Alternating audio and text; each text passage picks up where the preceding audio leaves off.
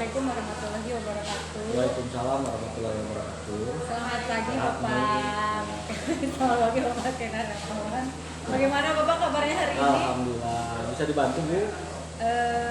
Ada banyak Pak. Hari ini Bapak saya itu akan observasi ketika Bapak mengajar di kelas ya Bapak ya.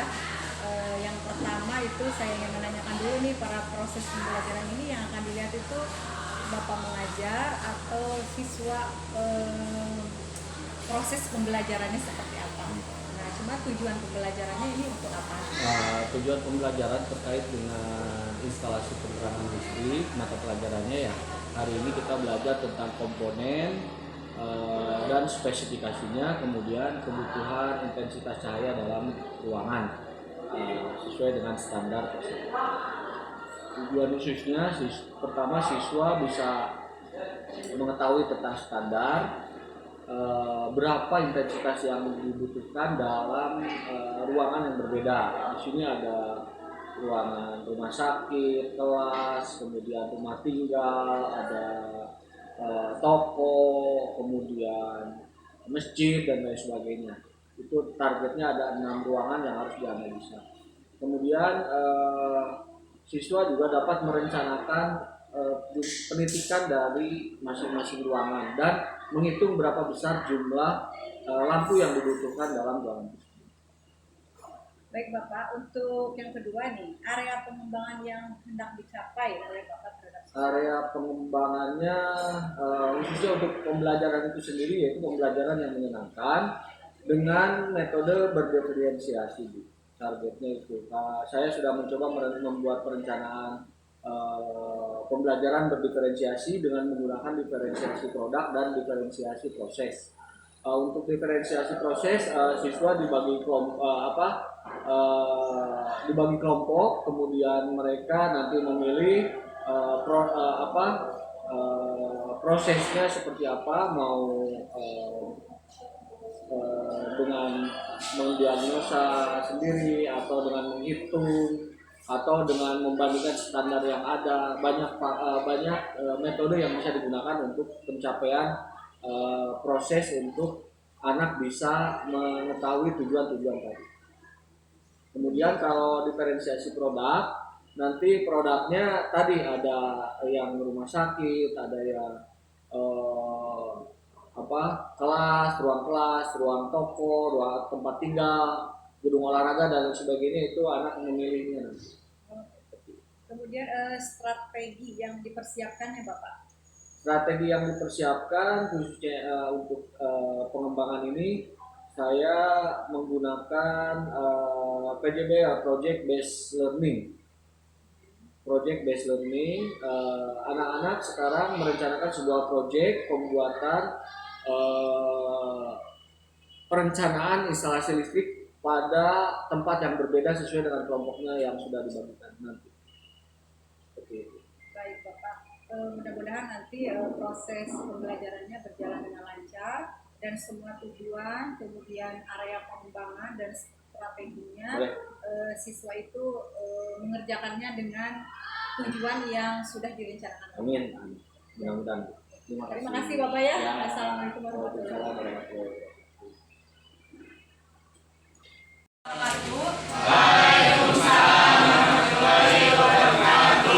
Bagaimana kabarnya hari ini anak-anak? Alhamdulillah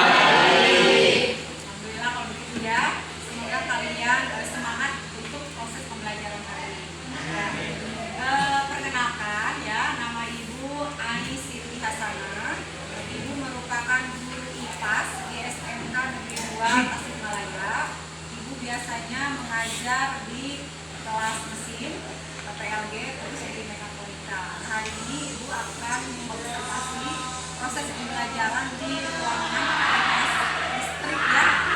Mudah-mudahan kalian observasi oleh Ibu proses pembelajarannya berjalan dengan lancar ya, dan semuanya dalam keadaan sehat, kemudian bergembira dalam menempuh proses pembelajaran hari ini ya. Jangan grogi dan sebagainya. Demikian dari Ibu ya. Assalamualaikum warahmatullahi wabarakatuh. Waalaikumsalam.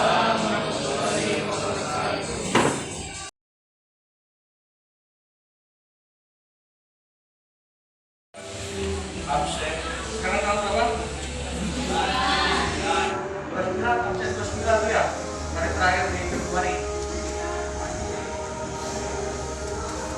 Bulan masih tanggal 14.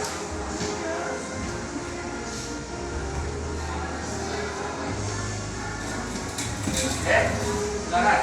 Absen 29 siapkan.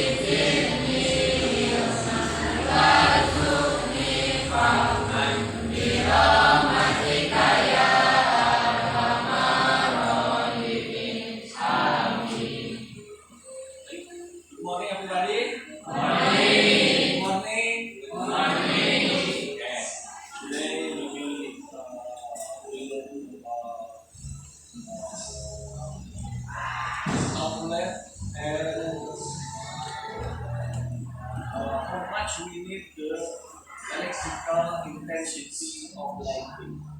Jadi hari ini kita merencanakan untuk mempelajari tentang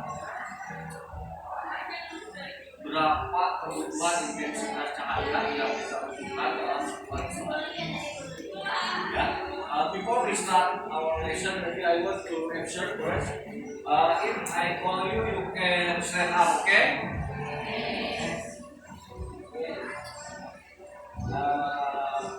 Abi Fitra, okay? Alia, Afriansyah, Asep Maulana, Diani, Dila, Helmi, Irsan, Disni, yang baru di Desa, Laras, Muhammad Rafi,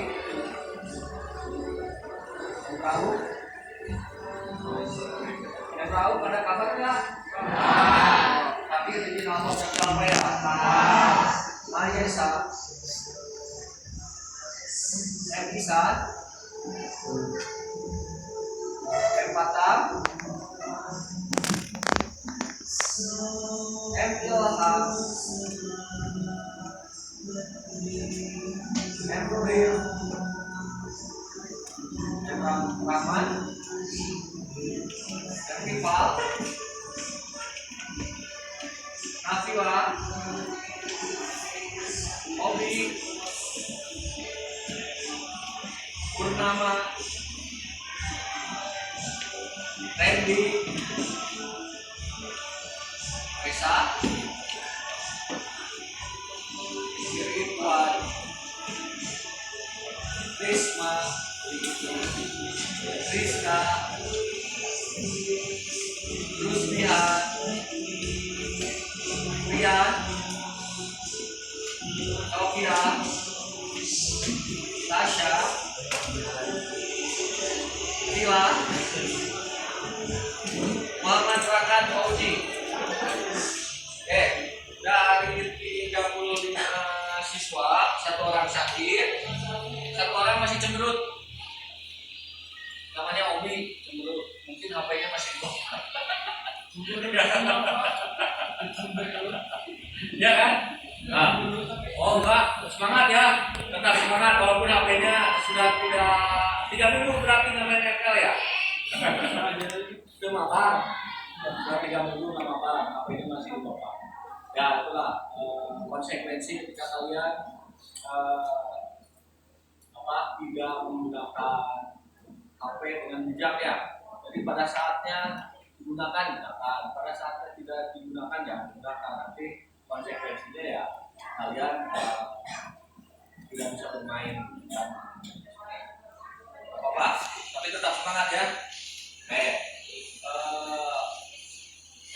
hari ini kita akan mempelajari tentang intensitas cahaya. Intensitas cahaya itu terkait dengan berapa sih jumlah cahaya yang kita butuhkan. Ternyata cahaya juga ada ukurannya. Ternyata sih cahaya juga ada besarannya. Dan ternyata kita membutuhkan cahaya sesuai dengan standar ya dibutuhkan. Nah, sebelum kita maju ke sana, kita bisa lihat dari gambar ini supaya kalian bisa mencoba menganalisa terhadap sistem yang akan kita bangun ya. Jadi sistem penerangan listrik yang akan kita bangun, kita bisa menganalisa. Nah, ini ruang apa ini? Alfamart atau intinya di sini ada suasana.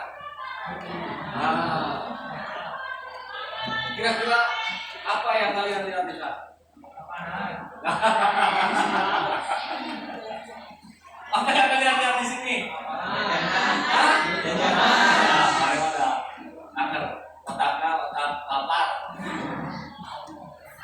We start with the installation of electrical engineering. Kita berangkat dari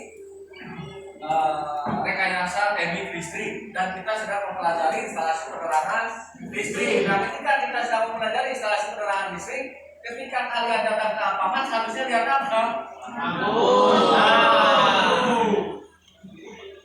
Ratusan, ya, lampunya ada ratusan. Sementara di dalam kelas ada berapa di dalam kelas kita?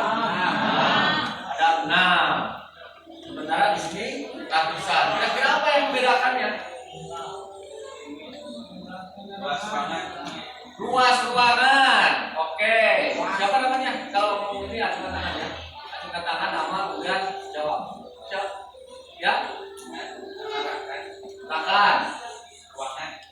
Luas ruangan tersebut sehingga lampunya beda, yang 6, yang ini banyak ratusan. Oke. Ada lagi? Tadi luas ruangan. Ada lagi yang mau coba-coba? Kira-kira apa yang berbeda? Nah, kita lihat gambar sebelum. Nah ini, ya. Ini suasana apa ini? Gedung olahraga. Nah, ini berarti yang harus kita beri cahaya adalah area ini. Walaupun yang lain ikut jadi ada cahayanya, jadi terang karena targetnya seperti ini, ya.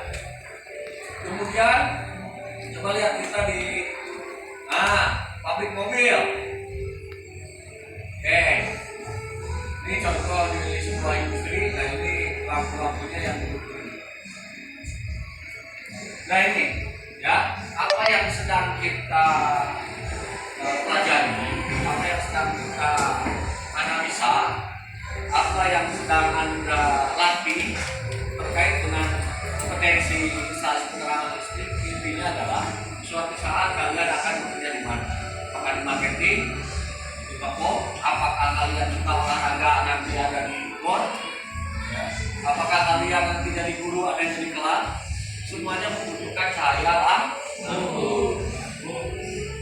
Ya. Nah, tadi ada yang mencoba menjawab itu luas ruangan betul. Ya. Cahaya atau intensitas penerangan sebuah ruangan salah satunya ditentukan oleh berapa luas dari ruangan tersebut. Kira-kira apa lagi? Lihat aja di kelas ini. Kira-kira apa lagi yang menjadi penentu? Apa? Tinggi maksudnya mungkin jarak antara area kerja dengan lampu. Oke, apa lagi?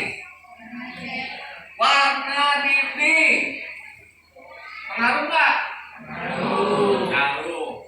Ini berarti terkait dengan apa namanya, dinding, namanya itu? Apa kira-kira fungsinya ke lampu itu apa? Pemantulan cahaya atau namanya refleksi. Nah, di sini apa? Reflektor. Pemantul. Ya. Reflektor. Ngaruh nggak itu? Kira-kira apa lagi yang mempengaruhi itu?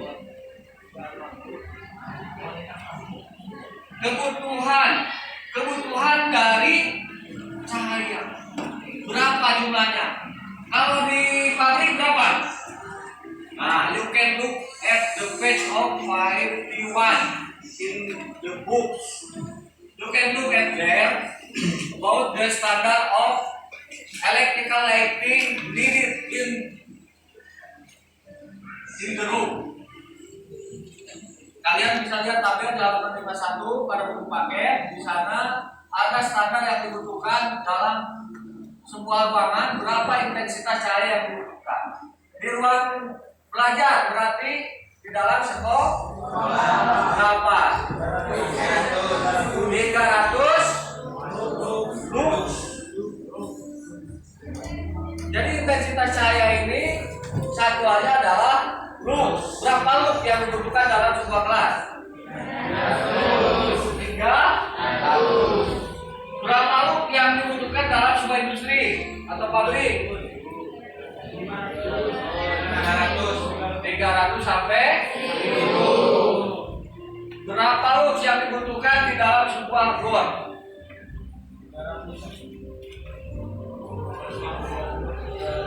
Untuk olahraga ada nggak? Berapa lux yang dibutuhkan dalam sebuah toko? 500. Oke. Nah, kita sekarang kita ukur. Nah, ini alat untuk mengukur berapa lux cahaya yang ada di sini. Namanya light meter. Nah, kalian punya Android. Nah, nanti di Android kalian gunakan Play Store untuk mendownload namanya light meter. Kalian bisa gunakan. Cuman dari sisi akurasi mungkin tidak seakurasi alat khusus, ya. Masing-masing tablet atau masing-masing Android pasti beda nanti hasil. Kalian coba lihat. Nah, ini kita lihat di sini berapa lux ini? 72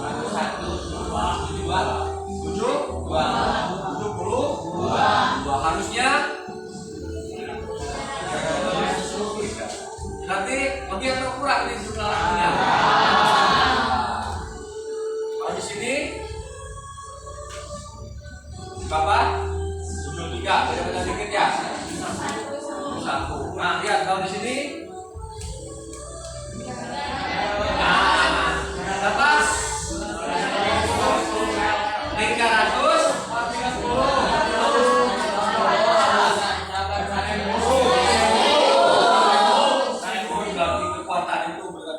Watt ini, ya, 1000 watt cahaya dari tapi tergantung juga berapa watt lampu yang digunakan, ya. Jika dokternya, pilihnya. Nah, ini juga kita gunakan alat ukur, ya. Berapa ini? Nah, itu loh perbedaannya, ya.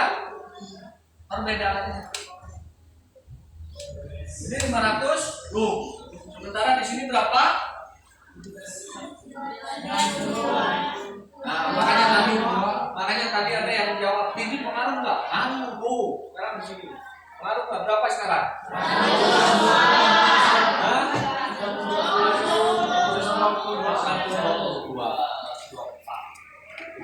Ini alat ukurnya. Nah, kita kenapa? Kita juga seorang dokter, seorang analis. Karena kita harus melakukan perhitungan dari hasil pengukuran. Ya, kita sekarang buktikan dengan rumus, ya.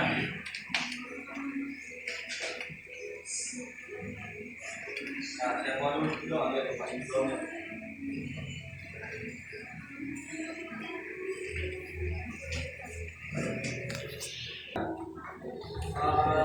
Apa rumusnya itu? N sama dengan B kali Ru lampu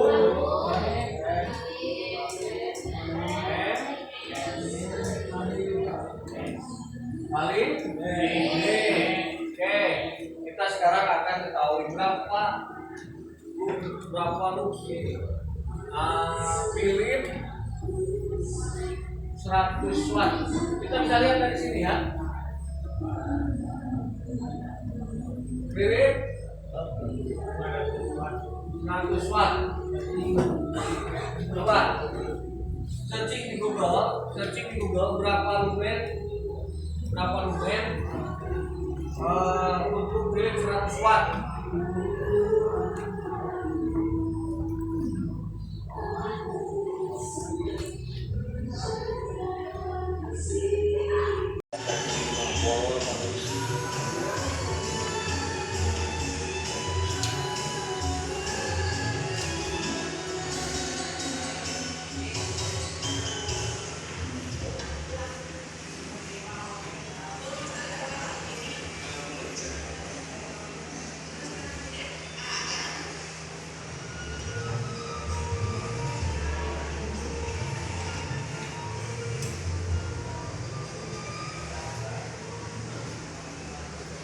Yang ini ingat tabel ya.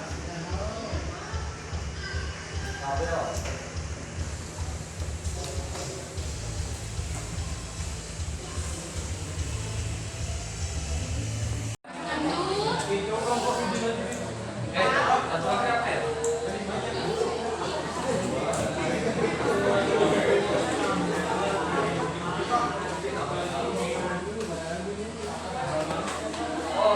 Rumah sakit ganti sama oh iya UKS ada ya. Nah, mana kayak kahar wae orang.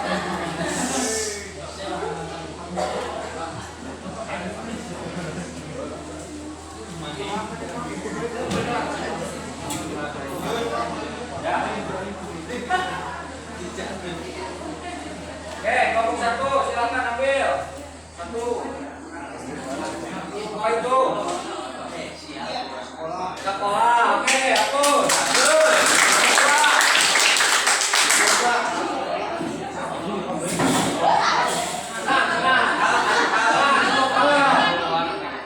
UKS.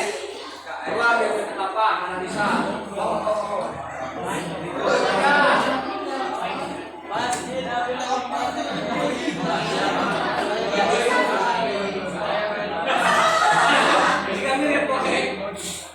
Ya, toko dan naon masjid. Coba Pak.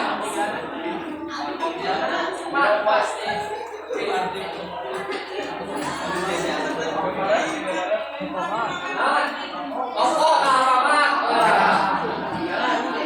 Yang bisa pakai itu kalau Pak udah jaga Pak. Ya Pak. Lima.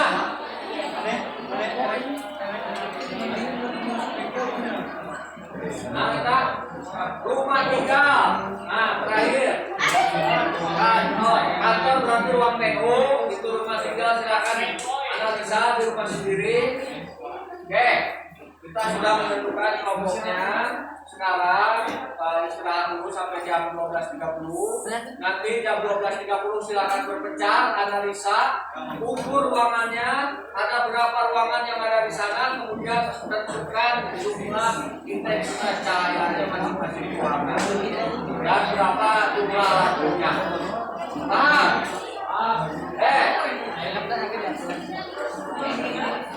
Ya, ini satu.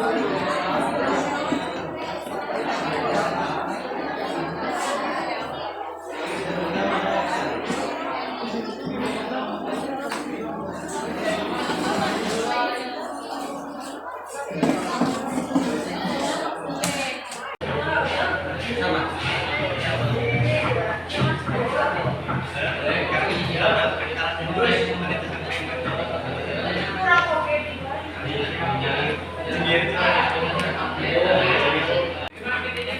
Pada kali ini anak tersebut diberikan tugas di simulator saklar seri di lampu 1, saklar seri di lampu 2, kemudian saklar tukar di lampu 3 dan saklar tunggal di lampu 4. Matikan dulu sini. Sekarang saklar tunggal matikan, saklar tukar ya matikan, saklar tukar 1 tekan, tukar 2 matikan di sana, nyalakan di 2, matikan di 1. Saklar seri. Oke, kontak-kontak.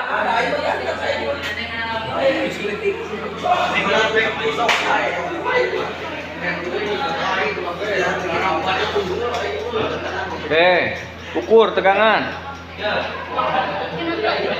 Ini mau kemana?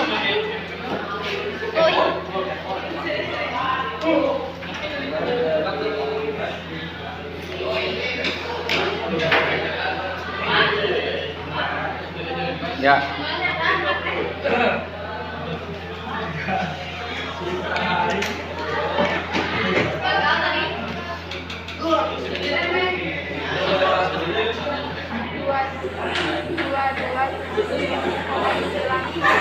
Ya. Assalamualaikum warahmatullahi wabarakatuh. Pak Kendra, bagaimana kabarnya hari ini? Alhamdulillah sehat. Ya, alhamdulillah sehat ibu. Sudah kan? Baik Bapak, hari ini saya akan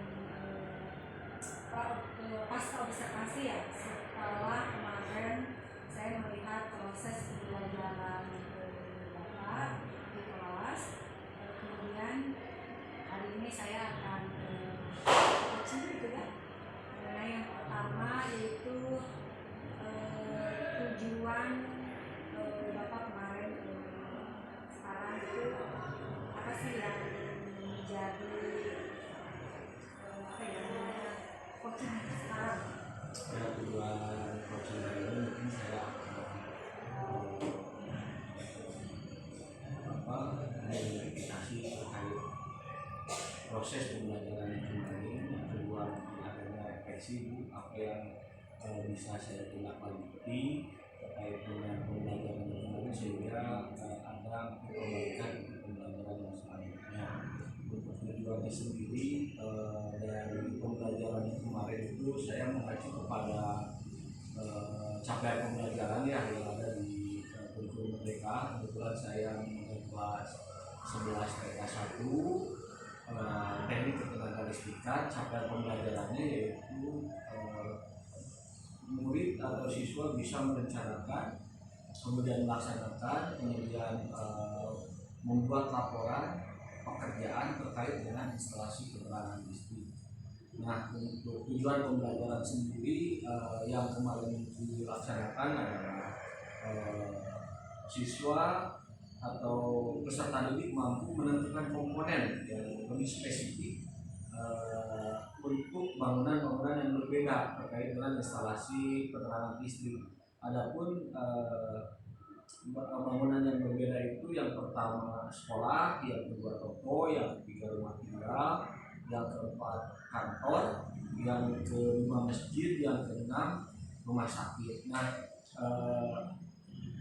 saya mencoba kemarin itu melakukan pembelajaran yang menyenangkan di kelas. Salah satunya dengan kemarin itu proses pembelajaran berdiferensiasi. Diferensiasinya kemarin yang saya laksanakan itu di proses, kemudian di produk. Nah, di proses sendiri anak-anak dikelompokkan menjadi 6 kelompok yang kemudian mereka memilih bangunan apa yang akan dikerjakan untuk instalasi penerangan listriknya. Berarti hasil produknya gambar kerja berupa bisa di AutoCAD atau bisa di visio atau bisa dengan menggambar tangan itu diferensiasinya. Jadi perbedaan-perbedaan itu bisa dilakukan gitu ya. Nah, terkait dengan 6 kelompok dengan 6 bangunan yang ada di ruang sekolah, mungkin seperti itu. Dianalogikan misalkan toko kemarin itu anak-anak ke koperasi siswa, untuk rumah sakit mereka langsung pergi ke UKS untuk menganalisa bangunan, kemudian menganalisa pencahayaan, kemudian menentukan berapa ketika lampu dan menggambar teknik untuk instalasi penerangan. Mungkin itu untuk video hari ini. Baik Bapak, kemudian saya mau menanyakan nih, kira-kira di proses yang tadi apakah ada apa ya namanya, latar belakangnya itu apa gitu? Yang menjadi latar belakang tentunya adanya kurikulum merdeka ya, itu yang menjadi tujuan utama capaian pembelajaran anak-anak, bagaimana dilaksanakan dengan proses belajar yang menyenangkan. Kemudian mereka juga, saya juga mungkin baru paham tentang proses pembelajaran berdiferensiasi, sehingga bagaimana dari mulai perencanaan, pelaksanaan pembelajaran maupun outputnya, proses KBM bisa dilaksanakan dengan pembelajaran berdiferensiasi, sehingga tercapai salah satunya adalah kebahagiaan anak untuk mengikuti pembelajaran yang saya lakukan. Biasa ya Pak ya. Dari sana itu ada hambatan nggak Pak? Misalnya ketika Bapak itu anak-anak kan mendesain gitu, Ya. kira-kira hambatannya seperti apa? Pertama dari sisi saya sendiri ya sebagai guru, mungkin harus banyak berinovasi terkait dengan materi apa, kemudian media-media yang harus digunakan, bisa media PowerPoint, media video, atau bahkan ada simulator yang harus digunakan untuk proses tersebut sehingga tidak bosan gitu ada di kelas. Kemudian itu yang terkait dengan pemahaman saya pelajaran berdiferensiasi yang yang dilakukan berbasis proses seperti itu, sehingga kita tertantang untuk senantiasa melakukan inovasi, kemudian kreativitas juga dibangun sebagai guru. Itu tantangan yang pertama. Yang kedua, dari sisi anaknya sendiri, itu kita harus mengetahui latar belakang mereka, profil belajarnya seperti apa, sehingga ketika proses pengelompokan itu anak-anak juga merasakan hal yang sama, bahwa dia melakukan pembelajaran sesuai dengan gaya belajarnya dia gitu, seperti itu. Nah, itu yang sulit dilakukan karena kita membutuhkan waktu. Yang kedua, yang ketiganya rasio guru dan siswa. Ini sebenarnya menjadi bahan ke depan, bagaimana misalnya kolaborasi guru-guru yang terkait dengan pembelajaran tersebut. Misalkan kita bisa berkolaborasi dengan guru TIK terkait pembuatan materi presentasi atau AutoCAD-nya, atau nanti dengan visionya, itu kita kolaborasi dengan guru TIK. Kemudian misalkan pada saat mereka melakukan presentasi, itu yang menilainya kita sebagai produknya ya, untuk kompetensinya. Nah, guru bahasa Indonesia misalkan bagaimana proses presentasi, nah itu jadi tantangan, salah satu kendala, karena saya harus mengcover 36 siswa, itu luar biasa. Nah, untuk monitoringnya sama supervisinya, sehingga kita sebenarnya harus melibatkan guru yang lain untuk bisa bersama-sama berkolaborasi ketika pembelajaran dilaksanakan dengan berbasis proyek. Dari hambatan teman barusan tentunya ada solusi yang harus kemudian apalagi nih yang harus solusi yang harus dilakukan lagi? Menurut saya itu yang pertama mungkin dari guru senantiasa terus belajar guru tersebut untuk bagaimana melaksanakan proses pembelajaran yang menyenangkan. Salah satunya kita belajar tentang kegiatan belajar berdiferensiasi dengan mengetahui bahwa setiap anak punya karakter yang berbeda, mereka punya bakat yang berbeda, tentunya mereka juga memiliki kebahagiaan yang berbeda juga hasilnya. Nah ini konteks ini yang harus kita terus pelajari sehingga pembelajaran yang berpihak pada murid bisa tercapai. Gitu ya. Yang kedua tadi adanya kolaborasi antara guru. Saya sudah mengusulkan ke guru untuk bisa menggabungkan beberapa guru dalam satu proyek sehingga keterlibatan setiap guru melakukan supervisi atau monitoring terhadap pembelajaran anak bisa dilaksanakan dengan baik. Anak dan bisa berkembang gitu. Mereka punya kemungkinan, mereka punya bakat minat, kemudian mereka juga punya pemilikan suara dan lain sebagainya bisa tercover oleh banyak guru yang melakukan supervisi yang bersama. Kalau oleh sendiri ya jelas sangat sulit gitu. Dengan itu sudah dilakukan, tapi yang poin pentingnya dari kurikulum itu harus dibuat perencanaan yang semaksimal. Luar biasa ya. Kemudian ada lagi nggak selain ini ya, barusan kan itu membuat desain gitu ya. Nah untuk yang lainnya itu rencana aksi yang lainnya apalagi biar anak-anak itu mengenal. Ke depan mungkin dengan adanya pemahaman baru tentang kepemimpinan murid, semua pembelajaran itu murid yang punya mereka merasa memiliki tentang pembelajaran mereka yang mereka lakukan. Tapi ya kita sebagai guru harus bisa benar-benar berimprovisasi melakukan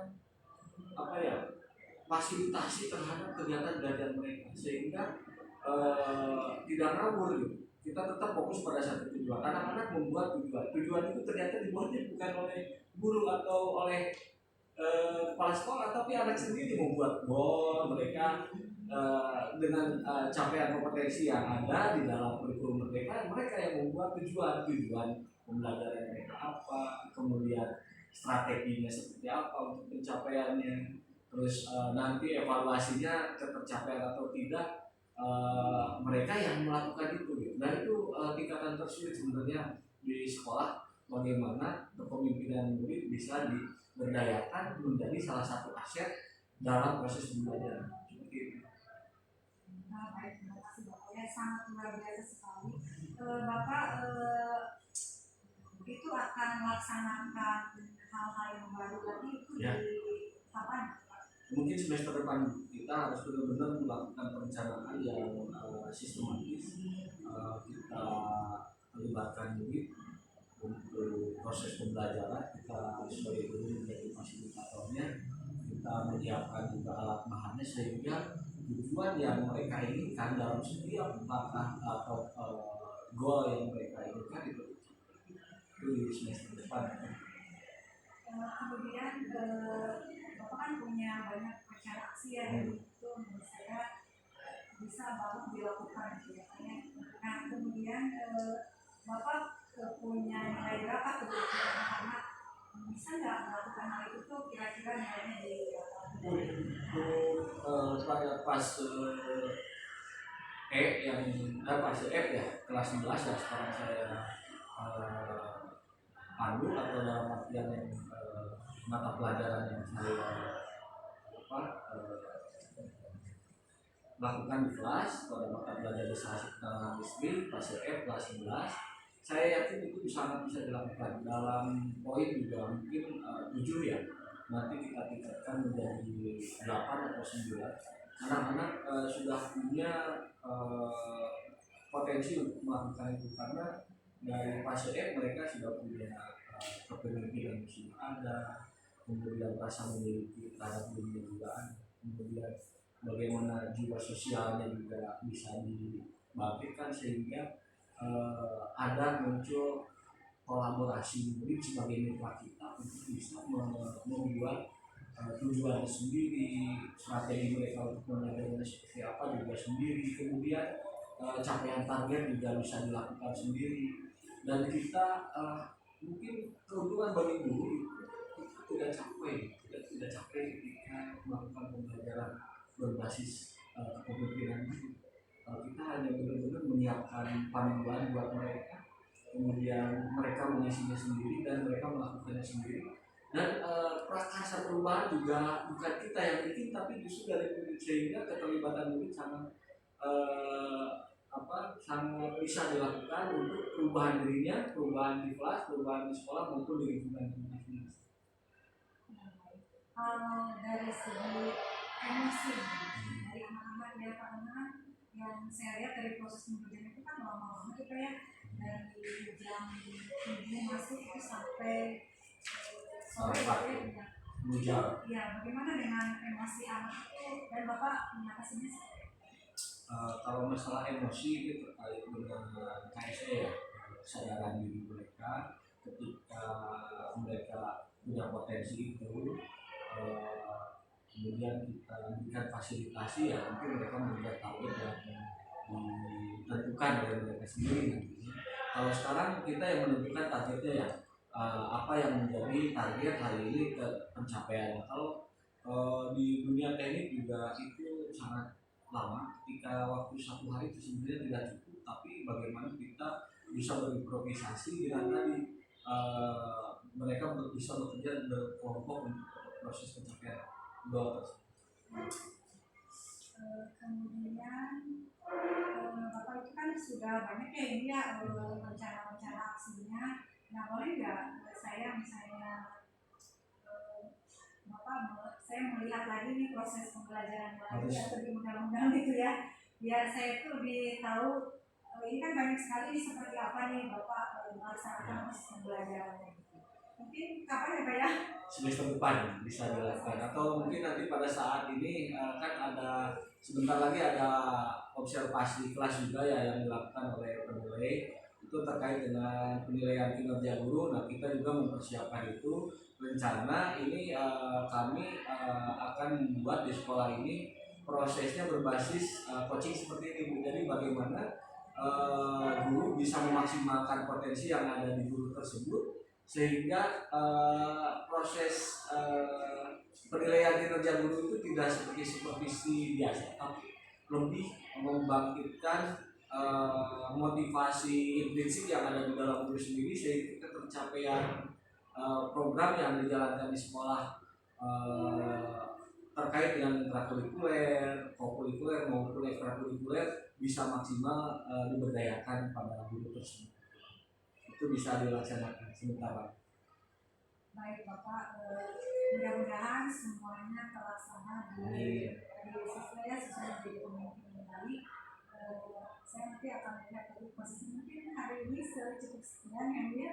Iya. Terima kasih. Assalamualaikum warahmatullahi wabarakatuh. Waalaikumsalam warahmatullahi wabarakatuh.